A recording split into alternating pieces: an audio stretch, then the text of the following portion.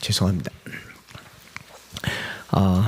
교회적으로 보면 12월 달이 가장 바쁘고 일도 많고 또 설교도 많아요.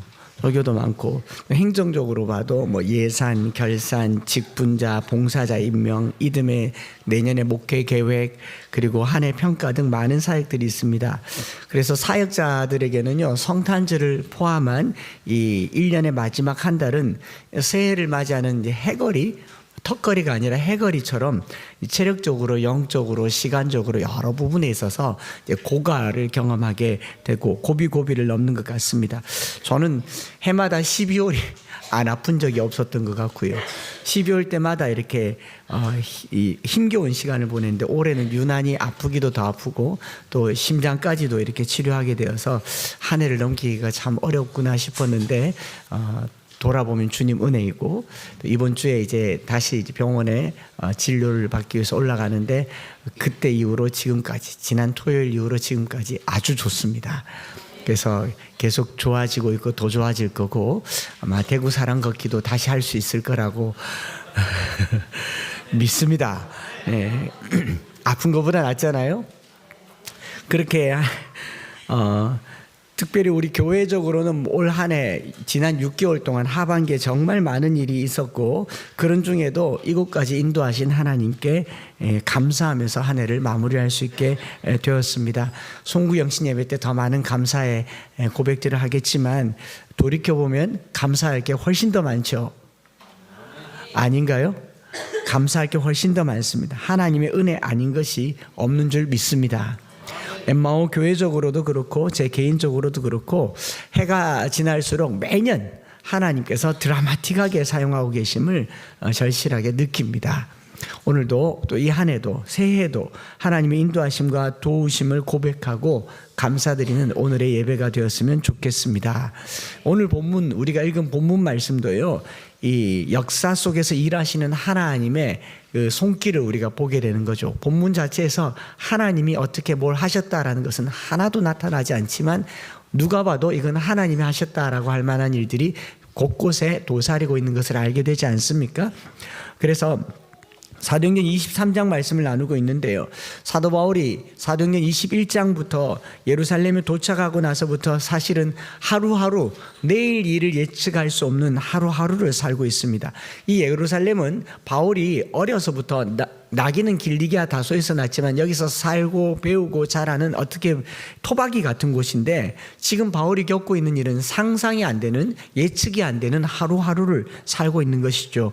12절에 날이 새매라고 시작하지만 이 새로운 단락, 하루, 날이 새는 이 하루가 바울에게는 굉장히 긴 시간들이라는 것을 이 21장, 2장, 3장에서 알게 되는 겁니다. 21, 2, 3장이 다 한 11, 2일 사이에 일어난 일이거든요. 예루살렘에 도착한 지 10일 만에 바울은 온 성을 소동케 하는 큰 일에 휩쓸려서 죽을 뻔하죠. 결례를 마치고 나오다가 사람들이 성전에 드로비모를 데리고 갔다라는 오해를 받죠. 헬라인을 데리고 갔다는 오해를 받아서 성전 밖으로 내쳐져서 돌에 맞아서 죽을 뻔하다가 천부장, 로마 군인 천부장에 의해서 지금 감옥에 감금되어 있는, 구금되어 있는 상태고, 누가는 이 예루살렘에서 일정을 상당히 시간의 흐름에 따라서 구체적으로 기록하고 있습니다. 21장 18절에 보면 이튿날, 또 26절에도 이튿날, 27절에 일해가 거의 참회, 또 30절에 보면 이튿날 천부장이 공회를 소집합니다. 그리고 사내들인 공회에서 바울이 죽은 자의 부활에 대해서 얘기를 꺼내다가 큰 분쟁이, 이 분쟁이 엄청난 큰 소용돌이 속에 빠지게 되면서 11일째는 이 싸움의 중심의 요소에 서게 되고 다시 천부장이 빼내오죠. 그리고 12일째가 오늘 12절에 날이 새매로 시작되는 겁니다. 지금 상황이 굉장히 긴박하게 돌아가고 있는 거죠. 2000년 전에 일어난 일을 이렇게 나날이 기록한다고 하는 것은 그만큼 긴박한 시간이 흐르고 있다라는 것이죠. 그 또 24장, 사도행전 24장 11절에 한 장만 더 넘겨서 보면 당신이 아실 수 있는 바와 같이 내가 예루살렘에 예배하러 올라간 지 12일밖에 되지 않았다. 바울이 3차 전도여행을 마치고 예루살렘에 온 지 며칠 됐다고요? 12일. 이 12일 동안 많은 일들을 겪고 있는 거죠. 그리고 이 바울이 겪고 있는 일은 좋은 일도 아니에요. 아주 위험한 상황입니다. 어디를 가나 바울을 가만두지 않겠다고 성난 군중들이 손에 돌을 들고 또 분노하는 사람들로 가득 차 있습니다.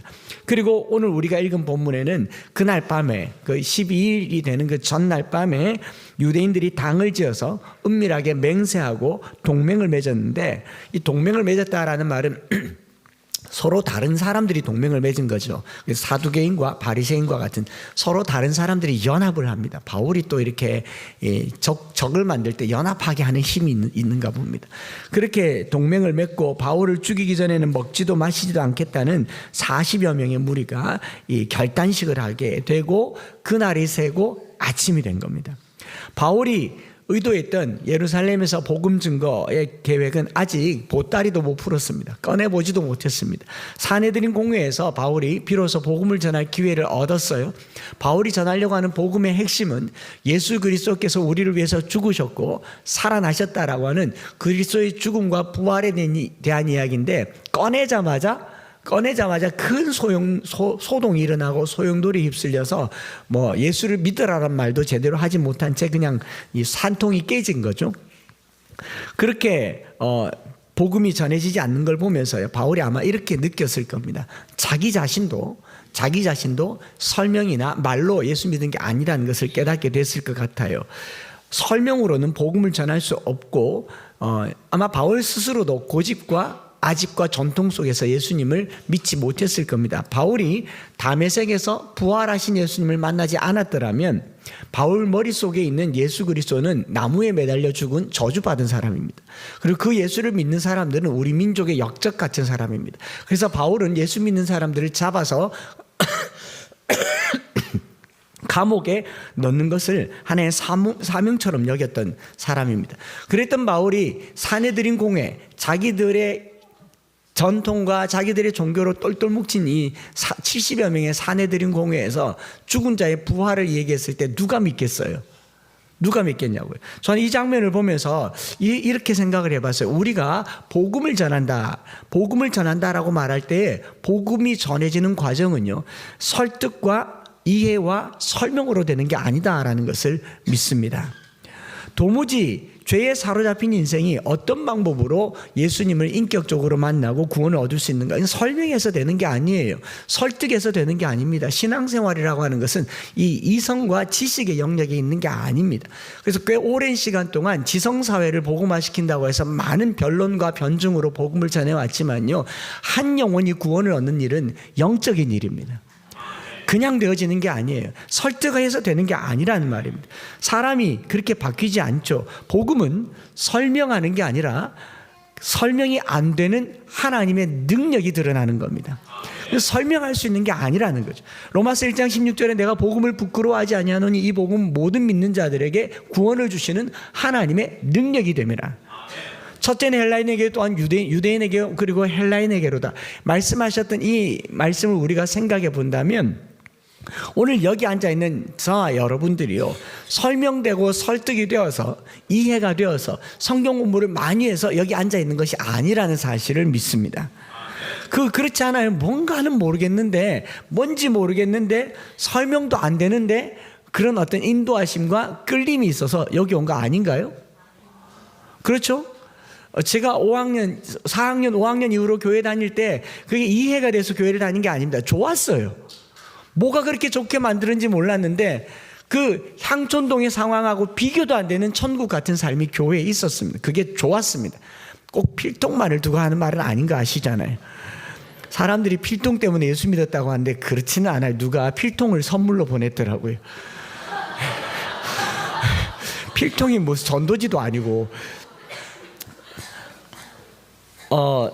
그래서 제가 느끼는 것은 때로는 목사의 설교가 설득력이 있으려고 애를 쓰지만요, 돌이켜보면 설득력 있고 이해력이 있는 논리적인 설교가 아니라 하나님의 능력이 있는 설교자가 돼야겠다.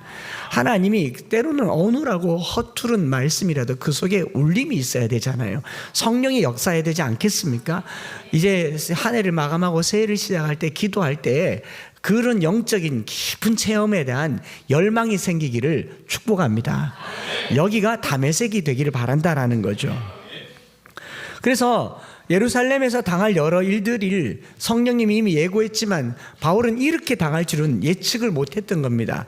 12절 다시 보면요, 날이 셈에 이날 어떤 날이냐면 그 전날 바울에게는 아주 위로가 됐어요. 유대인들이 당을 지어서 맹세했던 그날 밤에 이 하나님은 바울에게 담대하라, 너가 이곳에서 당한 것 같이 저기서도 로마에서도 복음을 전해야 하리라, 함께 하겠다는 위로가 있었던 그날 유대인들은요 당을 지어서 맹세하고 죽이기 전엔 먹지도 않겠다라고 분노하고 죽이려는 공모를 한 밤이 바로 이 밤입니다. 누가는 이걸 기록하면서요, 누가의 눈에 이 하루는 똑같은 날인데 누군가에게는 하나님이 함께하는 위로의 날이고 누군가에게는 분노와 저주와 살인의 욕구가 이끄는 분노의 날이 된 거죠.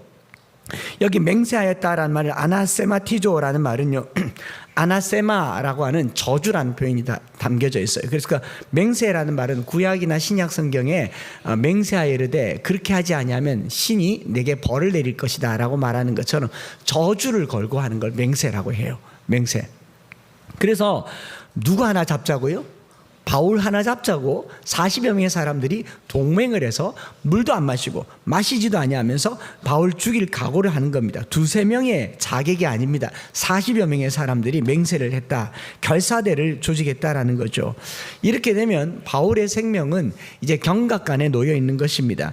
바울이 이전에도 여러 번 생명의 위협을 겪었습니다. 돌에 맞기도 하고 또 이 강의 위험도 있었고 강도의 위험도 있었다라고 말하는데 지금이야말로 바울의 생명이 가장 위태로운 순간 아니겠습니까? 그리고 이것이 은밀하게 진행됐습니다. 밤에 자기들끼리 짜고 작정을 했어요. 그런데 여기에 뜬금없이 나타나는 한 사람이 있죠. 누구예요? 바울의 생질, 뉴페이스죠. 전에 기록에도 없습니다. 이름도 누군지 몰라요. 바울의 생질, 조카잖아요. 누구지? 라고 생각하는데 또 이 바울의 조카는 또 어떻게 이렇게 은밀하게 짜놓은 계략을 알 수 있었겠습니까? 이 40명의 동맹한 사람들이 포스터에다 붙여놓고 바울 내일 죽인다, 여기서 죽인다 광고 낸 게 아니잖아요. 바울은 감옥에 있어서 이 상황을 모르지만 감옥 밖에 있는 사람들도 모르게 만들어진 이 은밀한 계획을 이 뜬금없이 나타난 바울의 생질이 듣고 영내에 들어가서 바울에게 알리는 겁니다. 누가는 이 생뚱맞은 설정이 소설 같지만 그 소설 같은 설정 속에 일하시는 하나님을 알리고 싶었던 것 같습니다. 그래서 하나님의 인도하심이 느껴지잖아요. 이 한 사건이 없었더라면 바울은 예루살렘에서 재판을 하고 끝끝내 예루살렘 공회의 재판을 따라서 돌에 맞아 죽거나 이 결사대에 의해서 암살을 당했을 건데 이 한 사람 바울의 생질의 이 암살 사건을 폭로한 것 때문에 바울은 로마로 가게 되는 결정적인 계기가 된 것이겠죠. 그래서 이것이 또 하나님의 설정이라고 생각을 하고요. 또 바울이 천부장의 입장에서 보면요, 천부장에게 40명의 결사대, 유대인 40명의 결사대가 그렇게 두려워할 만한 숫자이겠습니까? 가소롭겠습니까? 로마가 지금 예루살렘을 지배하고 있어요. 천부장은 자기 밑에 1000명의 군사가 있습니다. 꼴랑 40명이 뭐 어떻게 하겠다고 하는데 눈 하나 깜짝하지 않아도 될 만한 그렇게 위협적이지 않아요. 400명도 아니고 4000명도 아니고 소요가 일어난 것 아니고 고작 40명이면요 무시할 수 있습니다. 그건 괜찮다고, 우리가 충분히 보호할 수 있다고 말할 수 있는데 이 천부장의 반응도 놀랍습니다. 천부장이 백부장 둘을 보내서 보병 200명과 기병 70명과 창병 200명을 준비하라고 지시를 합니다. 몇 명입니까 합치면? 자, 보병 200명 더하기 안 됩니까? 기병 70명과 창병 200명이에요.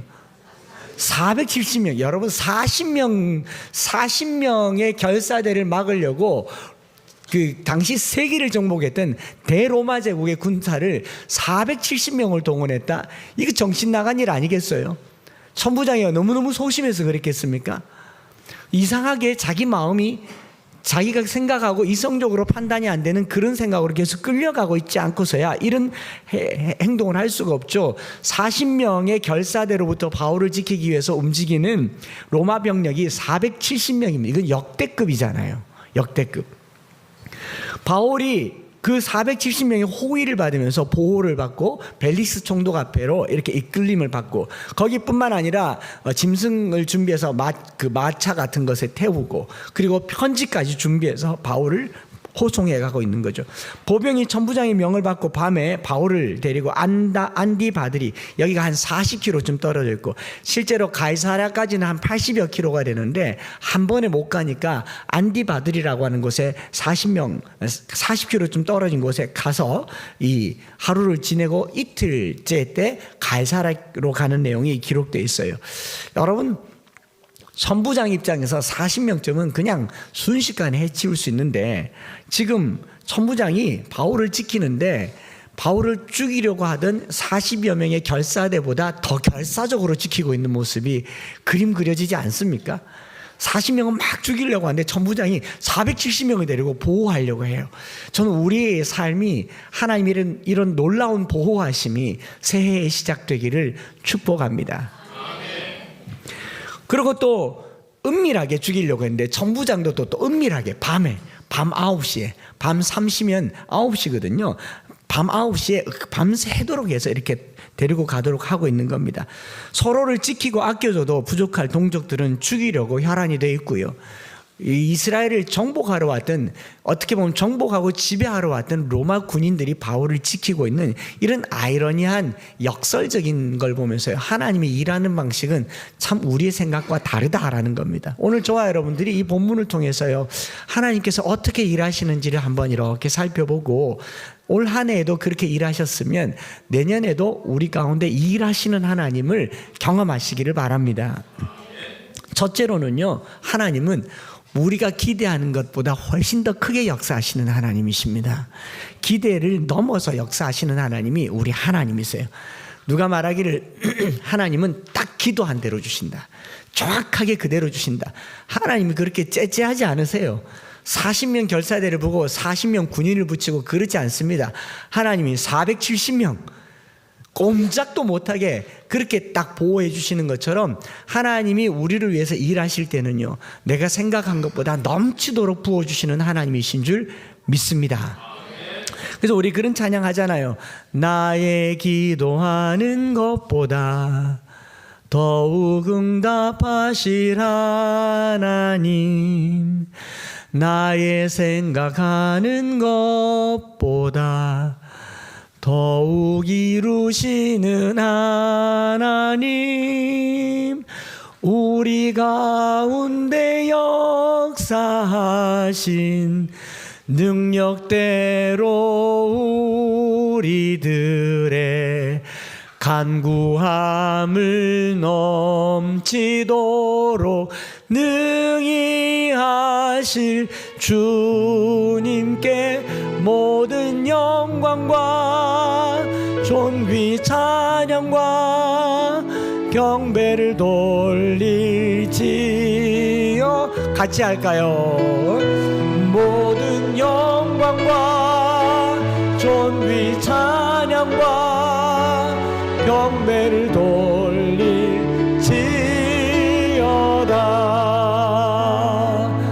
내년에 한 해를 살고 이맘때쯤 되었을 때 우리가 기도하는 것보다, 우리가 생각하는 것보다 더욱 이루시고 더욱 역사하시는 하나님을 찬양하는 한 해가 되시기를 축복합니다. 이것이 바울에게 11절에 담대하라, 네가 예루살렘에서 한 것처럼 로마에서도 복음을 증거하리라는 이 담대하라라고 하는 네 글자의 복선입니다. 너가 생각하는 것보다 내가 더 크게 역사할 거야. 너가 계산하는 것보다 더 크게 역사할 거야. 제가 지난 크리스마스 때 동성로에서 설교를 했더니 마지막에 축도하시는 여목사님이 연세가 꽤 많이 되어 보이시는데, 예배가 끝나고 나서 제게 악수를 하면서 뭐라고 하냐면, 어디 이렇게 밤톨 같은 목사님이 숨어 있었대 그래. 잘했단 말이겠죠. 기대하지 않았는데 잘했단 말이겠죠. 제가 여기 외관에 있는 대학에 교목으로 갔을 때 부총장님, 나중에 총장님 되신 분은 남편이 추천하니까 큰 기대 없이 그냥 뭐 교목으로 모셔왔는데, 그 교목으로 있는 7년 8년 동안 학교에 어마어마한 변화가 일어났거든요. 어느 날 그렇게 말하더라고요. 솔직히 큰 기대는 없었는데 생각보다 놀랍네요, 그러더라고요. 그러면서 신의 한 수다 이렇게 말하더라고요.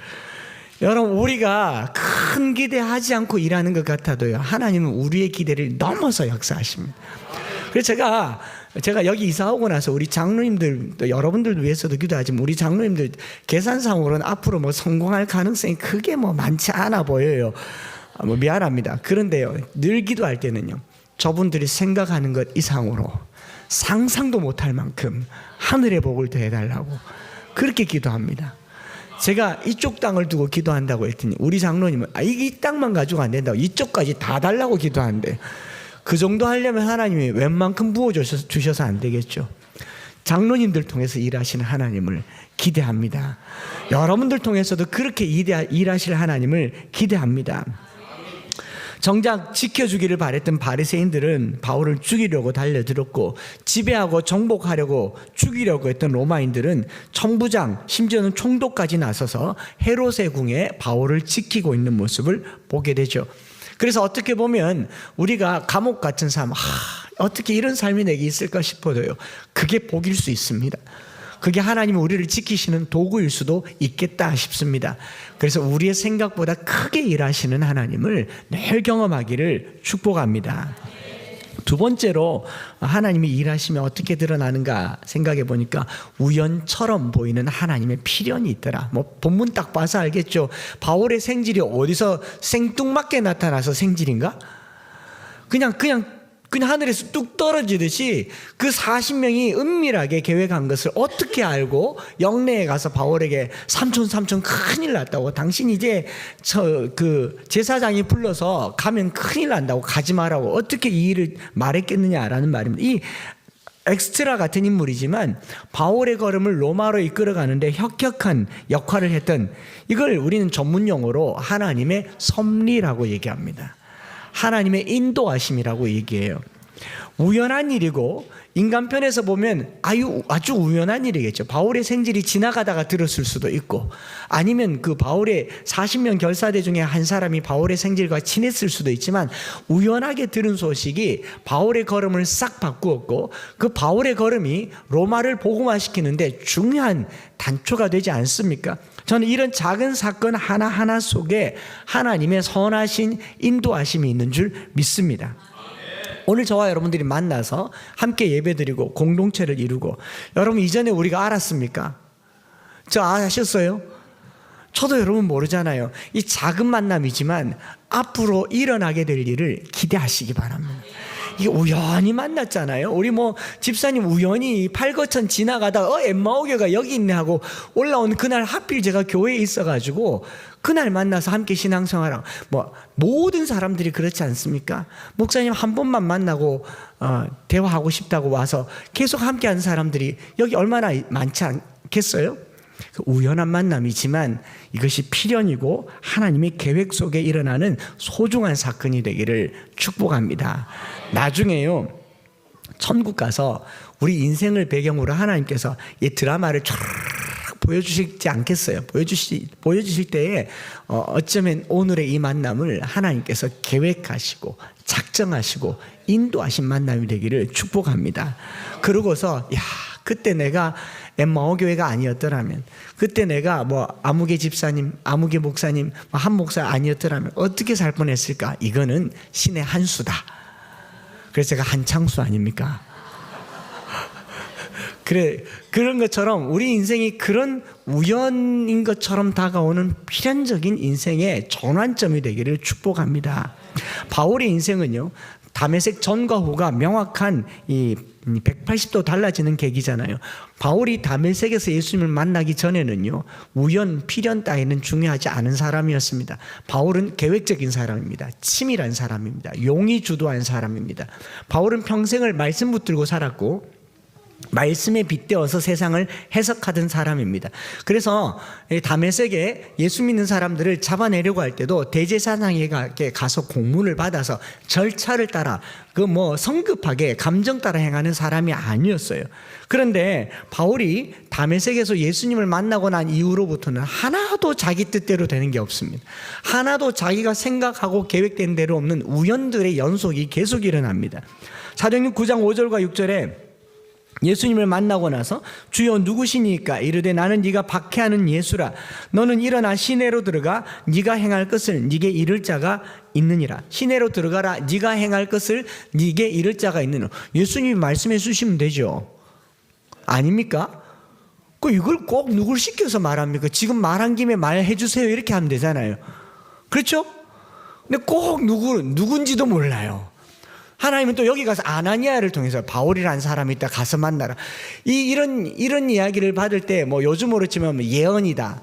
하나님께서 환상 가운데 보내셨다. 여러 가지로 이야기하겠지만 당사자들은요, 이 뜬금없음과 우연처럼 일어난 일들 속에 하나님의 일하심을 계속 경험하게 되는 겁니다. 매 순간 바울이 겪는 일이 그랬어요. 아시아에서 복음을 전하려고 할 때도 바울의 발걸음을 막았습니다. 막을 때 하나님이 아살이 그때 마게도니아로 가라고 하는데 못 가게 어디로 가야 됩니까 하고 드로아를 지나서 무시아를 지나서 가는데 또 못 가게 해요. 못 가서 드로아 갔더니 저기서 누가 들어와 그러면서 마게도니아 환상을 보여주잖아요. 아니 그럴 거만 아니라 하나님이 야 마게도냐 가 그럼 되잖아요. 근데 매 순간 하나님께서 사람을 쓰시는데 그 우연 같은 왠지 끌릴 것 같은 그 끌림들을 계속 들어서 하나님이 일하시는 걸 보게 됩니다. 로마에서도 복음을 전하리라라고 말했던 이 23장 11절의 말도요. 어떻게 전하는지 조금만 얘기해 주면 될 텐데 내일 되면 너 죽이려는 사람이 있는데 천부장이 널 요렇게 인도할 거다. 우리 이제 해 바뀌면 어디 가서 예언 받으러 다닐 때 요런 예언은 받지 마세요. 하나님도 이런 거 안 가르쳐 주십니다. 그러나 하나님께서는요, 우리의 삶 속에 도처의 만남을 준비해 두신 줄 믿습니다. 도처의 우연 같은 필연을 준비해 두시는 줄 믿어요.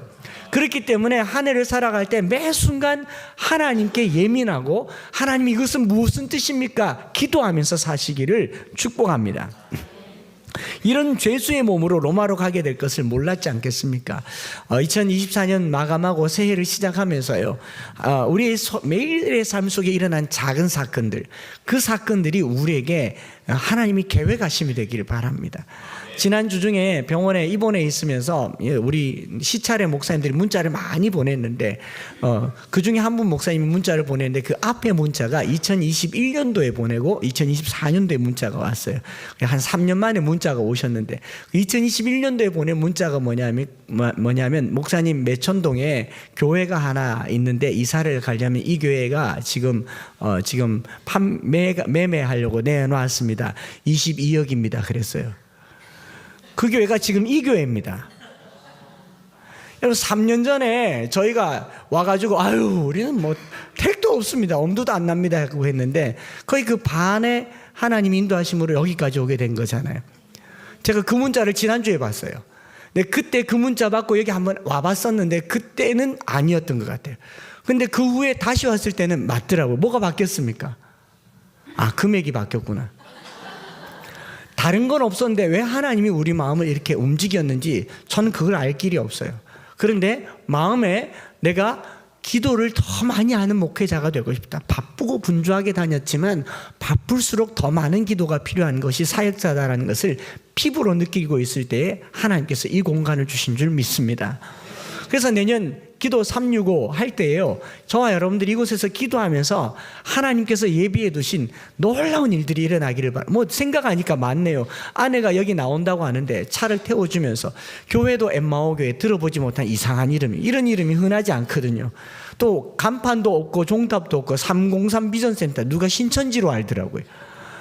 그러니까 이제 아내를 데리고 이렇게 차를 태워주고 와서 불안하잖아요. 내 아내가 저기 가서 또 낯선데 따라 올라와가지고 그 길로 지금 우리 어교초 회장님이 되셨지 않습니까? 이런 우연은 웬 우연일까요? 여러분, 하나님께서 우리 안에 분들만 아니에요. 그냥 안에 차태워주러 왔다가 교회 다니는 분들이 지금 여기 계시잖아요.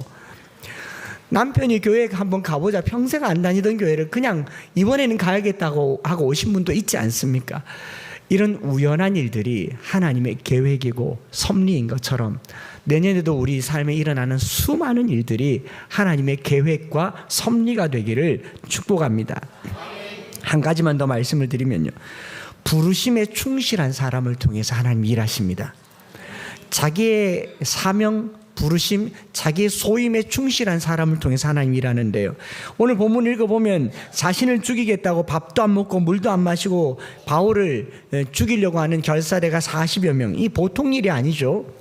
예루살렘과 로마라고 하는 큰 두 세력이 있어요. 예루살렘에 있는 사람들은 바울을 죽이려고 하는 사람, 또 예루살렘을 정복하려고 하는 로마의 강력한 권력, 이 두 권력이 이 예루살렘에 있을 때 바울은 홀홀단신으로 어찌 보면 고래 싸움에 새우등이 터질 수 있을 만한 그런 상황입니다.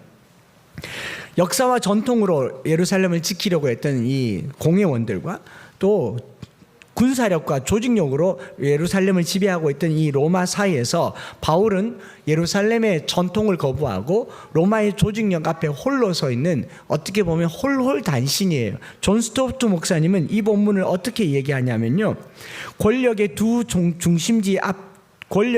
중심지에서 바울이 진리를 말해서 살아남을 가능성은 증기 롤러 앞에 나비처럼 살아남을 가능성이 없다. 증기 앞에 있는 이 나비처럼 살아남을 가능성이 없다. 그는 짓밟아 으깨져서 지구상에서 완전히 흔적도 없이 사라질 상황이다 라고 이렇게 얘기합니다.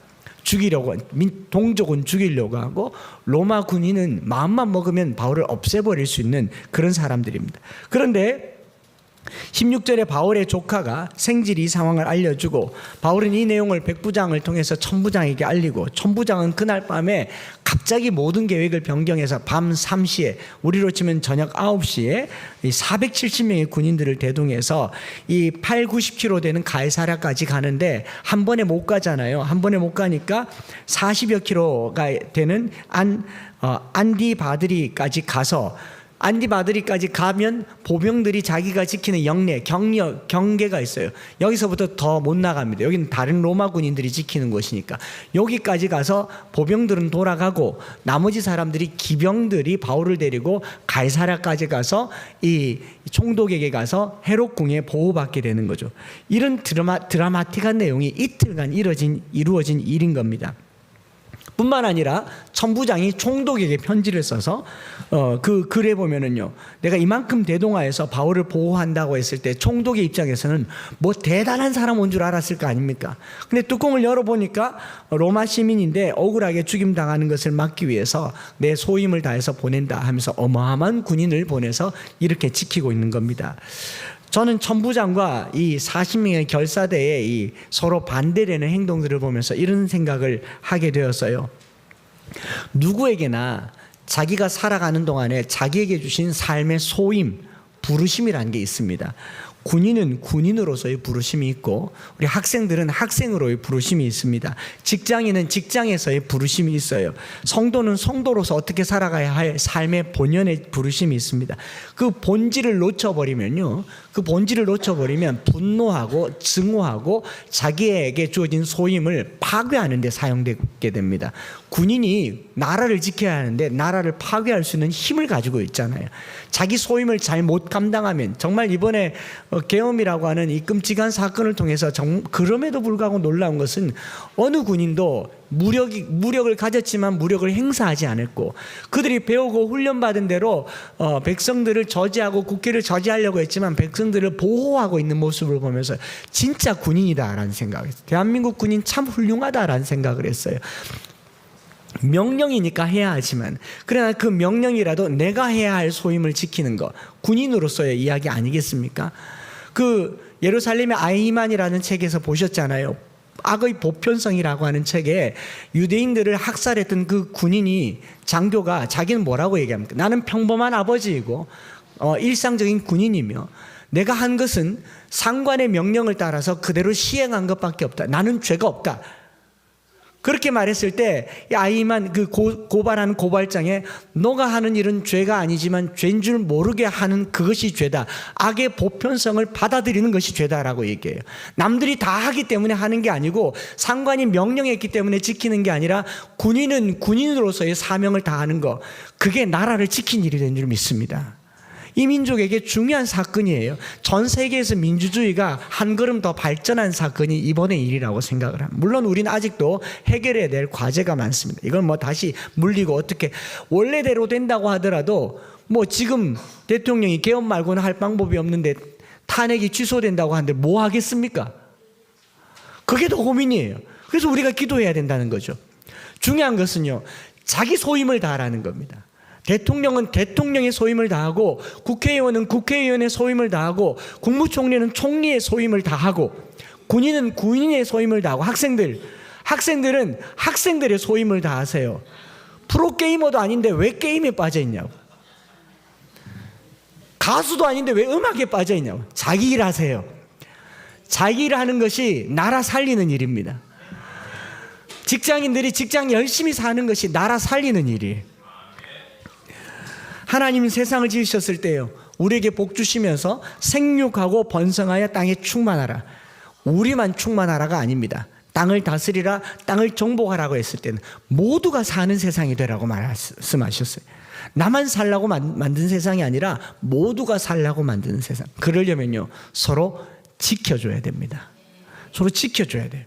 천부장은 군인으로 손에 칼을 들고 창을 들고 있지만, 기병을 가지고 있지만 이것으로 사람 살리는데 쓰고 있다는 것, 참 감동적입니다. 그러나 이 40여 명의 결사대는 손에 성경을 들고 있지만 사람을 죽이려고 하고 있어요. 오늘 우리 개신교회가 성경을 들고 우리 안에 있는 분노로 누군가를 죽이려고 하고 있다면, 정치적으로나 종교적으로나 사회적으로 누군가를 심각하게 증오하고 배타하며 누군가를 죽여야 되겠다고 생각한다면 우리는 40명의 결사대와 전혀 다르지 않을 겁니다. 그러나 내가 가지고 있는 것으로요, 누군가를 지켜보세요. 내가 가지고 있는 것으로 누군가를 보호하려고 해보세요. 바울은 그 보호를 경험하게 된 사람입니다. 말씀을 마무리하겠습니다. 바울은 이미 목적지가 로마이기 때문에 이 상황에서 별 말이 없어요. 가만히 있습니다. 어떤 감정의 변화나 요동이 없습니다. 덜덜덜덜 떨리지 않아요. 왜냐하면 그날 밤에 하나님이 내가 너와 함께 하겠다고 말씀했잖아요. 470명보다 더 큰 보호를 바울은 이미 받고 있었습니다. 그리고 바울은 알고 있어요. 여기가 종착지가 아니다. 여기는 내가 죽을 곳이 아니다. 내가 죽을 곳은 로마다. 그러니까 예루살렘에서의 삶이 두렵지 않습니다. 제가 뭐 이렇게 심장 이렇게 하고 나니까 예전엔 이렇게 하다가 길에서 그냥 뭐 주님 부르시면 가지 그랬는데 이제 조금씩 느낌이 와요. 303 비전을 실천하려면 적어도 대구를 36바퀴를 돌았으면 대구가 부흥하는 것을 봐야 되지 않겠습니까? 대구의 교회가 살아나는 것을 봐야 되지 않겠습니까? 우리의 자녀들이 말씀으로 흥왕하게 되는 것을 봐야 되지 않겠습니까? 오래 살게요. 고침받고 더 많이 걸을게요. 이 대구를 위해서 귀히 쓰임 받겠습니다.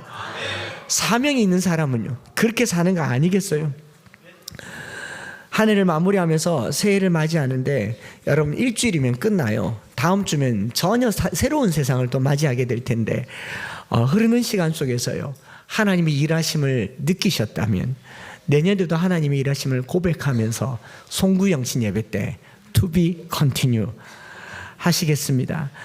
주어진 삶이요, 보잘것 없지만 그렇다고 하더라도 주어진 삶에 충실한 삶이 그 속에 누군가를 살리는 생명이 있다는 것을 기억하셔서요, 우리가 가는 이 길 끝에서 주님을 만나겠습니다. 주님 다시 오실 때까지 나는 이 길을 가리라. 제가 17년 전에 대구 사랑 걷기 할 때 이 찬양했습니다. 그때도 심장이 안 좋았어요. 그때도 병원 갔을 때 이 진단 받았습니다. 의사 선생님이 그 당시에 제 심장이 기능이 일반인의 50%라고 그랬어요. 약을 한 2, 3년 안 먹으니까 35%라고 합니다. 그런데도 대구를 계속 걸었습니다. 지난 7월 말에는 상심한 마음에 오늘 내가 끝날 수 있겠다라는 마음으로 발걸음을 내디뎠습니다. 그런데 2주 전에는요, 100m를 못 걷겠더라고. 숨이 차서요. 야, 이러면 안 되는데, 일어나면 안 되는데 이젠 괜찮아요. 걸을 수 있습니다. 내일도 걸을 수 있을 것 같습니다. 근데 그 마음이 그 17년 전에 걸을 때 고백했던 이 고백요, 주님 다시 오실 때까지 나는 이 길을 가리라. 제가 제게 다시 한번 인생이 주어진다고 해도 저는 목사가 될 것 같습니다. 다시 한번 제 인생에 목회 초년생으로 되고 한다고 하더라도 서울 가지는 않을 것 같습니다. 다른 지역에 가지도 않을 것 같습니다. 제게 인생이 다시 주어진다고 해도 저는 이 대구 사랑 걷기를 포기하지 않을 겁니다. 제 아내가 못 말리잖아요. 웬만하면 제가 지지는 않지만 눈치 한번 보고 같이 이 길을 걸어가면서요, 우리 이 길 끝에서 주님을 만나는 그런 고백을 할 수 있도록 올 한 해 이렇게 마감하면 좋겠습니다. 이 찬양 드리면서 같이 한번 기도하겠습니다.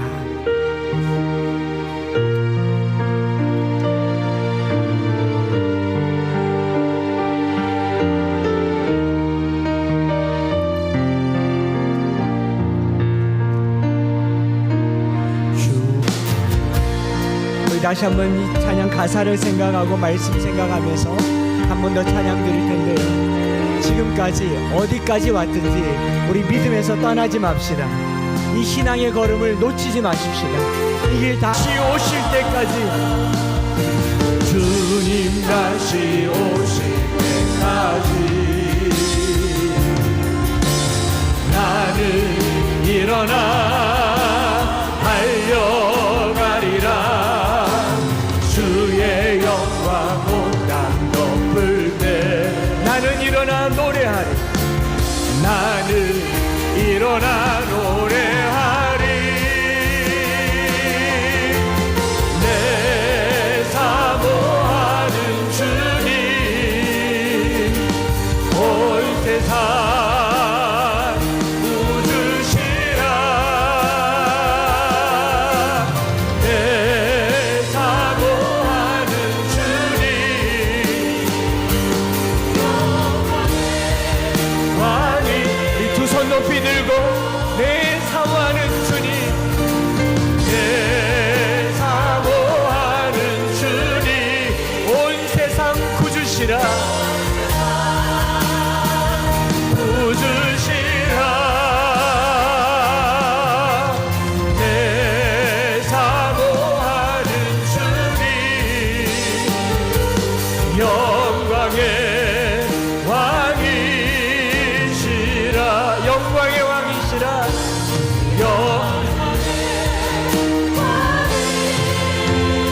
영광의 왕이시라.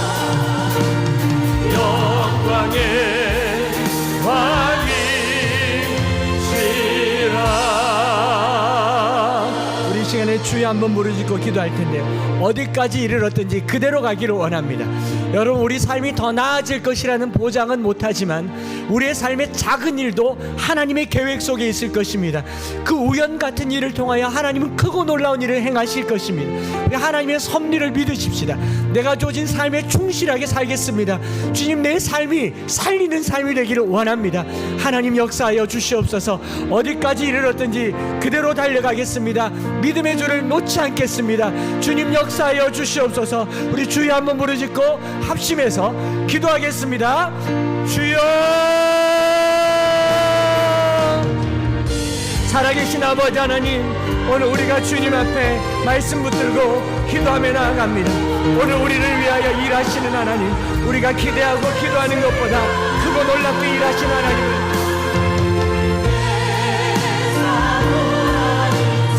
하나님이 일하시는 방법을 보게 되었습니다. 아버지 하나님, 기도하는 것보다, 기대하는 것보다, 생각하는 것보다 크고 놀랍게 일하시는 하나님, 사랑하는 성도들의 삶을 크게 역사하여 주시옵소서. 놀랍게 역사하여 주시옵소서. 하나님, 우리가 이 작은 만남에도 하나님의 큰 뜻을 발견하기를 원합니다. 하나님, 우리가 주어진 삶을 통하여 누군가를 살릴 수 있는 힘을 얻게 하여 주옵소서. 주어진 삶에 최선을 다해서 살게 하시고 성실하게 살아드리게 하시고 주님, 주의 은혜가 우리 가운데 넘쳐날 수 있도록 주여 축복하여 주시옵소서. 사모하는 주님, 사랑하는 주님, 이 길 끝까지 날 달려가서 주님 뜻대로 은혜로 살기를 원하고 주의 은혜로 살기를 원하고 주님 역사하심을 따라 살기를 원하고 주여 역사하여 주시옵소서. 우리를 사용하여 주시옵소서. 크게 들어서 주시옵소서. 주님 살아계신 하나님 아버지, 2024년도 한 해를 마지막 주일 예배를 드리면서 지난 한 해 동안 주께서 우리 가운데 얼마나 크고 놀라운 일을 행하셨는지 고백하게 됩니다. 주님의 은혜를 찬양합니다. 우리가 생각하는 것보다 계획하는 것보다 더 놀랍게 역사하심을 감사드립니다. 새해도 그리 맞이하게 하여 주옵소서. 작은 인연인 줄 알았지만 하나님의 계획이었고 우연한 만남인 줄 알았지만 하나님의 필연이었던 것을 우리가 보게 될 때에 내년에도 삶의 작은 일 속에 역사하시는 하나님을 보는 영의 눈을 갖게 하여 주시옵소서. 하나님, 손에 칼과 창과 무기를 들고 백성을 지키는 군인이 있는가 하면 손에 성경을 들고 누군가를 죽이려고 하는 사람들을 봅니다. 하나님, 우리의 주어진 삶이 살리고 지키고 보호하는 삶이 되기를 원합니다. 환경을 보호하고 나라를 지키고 백성을 살리고 이웃을 사랑하는데 우리의 모든 에너지가 쓰임받게 하여 주시옵소서. 또 송구영신 예배를 앞두고 주님께 기도합니다. 한 해를 마감하면서 다소 부족한 것이 있고 아쉬운 것이 있어도 회개함으로 주께 정산하고 주님 앞에 새로운 시간을 맞이하도록 우리 가운데 놀라운 은혜를 허락하여 주시옵소서. 주 예수 그리스도의 크신 은혜와 아버지 하나님의 변함없으신 사랑하심과 성령 하나님 위로교통 충만 역사하심이 오늘 예물을 기꺼이 드리고 주님 앞에 삶을 드리고 또 우리의 삶 속에 작은 것도 하나님의 영광이 되기를 소망하고 하나님께 귀히 쓰임 받기를 바라며 내가 가진 것이 살리고 지키고 보호하는 것이 되기를 소망하는 사랑하는 모든 성도들 위해 이제로부터 영원토록 함께 있을지어다. 아멘.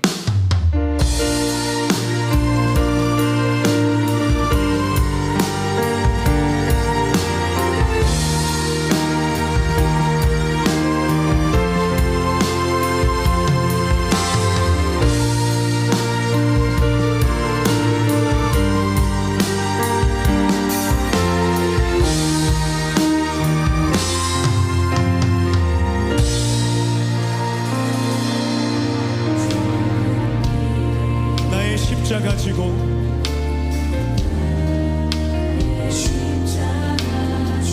나의 가는 이 길 끝에서 나의 가는 이 길